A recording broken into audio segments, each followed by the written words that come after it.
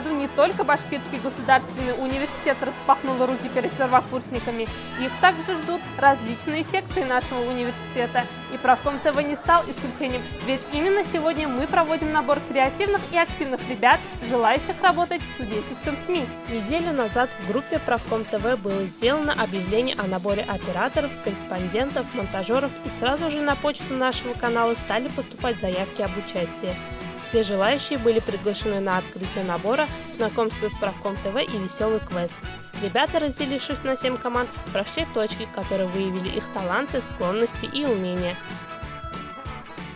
У меня точка спорит между собой и спорит со мной, и показывает тем самым свои навыки в общении и в убеждении.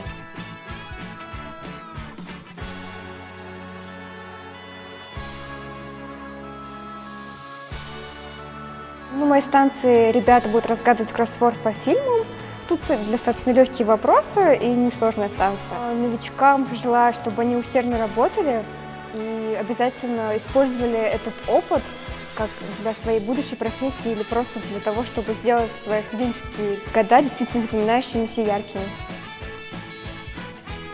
Моя точка называется «Пустая комната». Задача участников – создать репортаж на пустом месте, абсолютно пустой репортаж о пустом событии.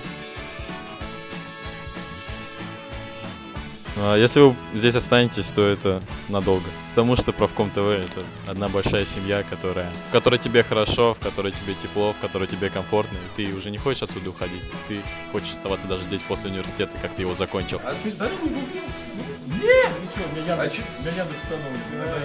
Команда студенческого телевидения смогла в полной мере оценить профессиональные качества участников и их умение работать в слаженной группе. Я знаю про Правком ТВ, что это очень весело, здорово и интересно. Все очень здорово, мы сдружились с ребятами, очень интересно и много позитивных эмоций получили. Набрать новичков – дело легкое, а труднее обучить их и объединить в дружную команду. Именно поэтому в следующие 2 дня набора в помощь Правком ТВ пришли опытные спикеры, готовые поделиться своим опытом и рассказать суть и задачу работы в СМИ. Советы начинающим фотографам дала Анна Нестерова, фотограф Правком ТВ и многих мероприятий, прошедших в стенах нашего вуза. На самом деле лекция была легкой достаточно, чего я не ожидала. Аудитория была веселой, интересной. Ребята пришли за новыми знаниями. Дам такой совет. Нужно больше снимать, нужно быть очень активным, целеустремленным. Нужно пытаться всегда и везде быть первым. Мне все очень понравилось, все было доступно и понятно. У меня не было вообще никакого опыта фотографирования, то есть это все для меня новый мир, какие-то новые открытия. Работу корреспондента и телевизионной команды в целом обсуждали на лекции редактора познавательных программ и ведущего башкирского спутникового телевидения, преподавателя кафедры журналистики Башгу Искандера Саидбатталова.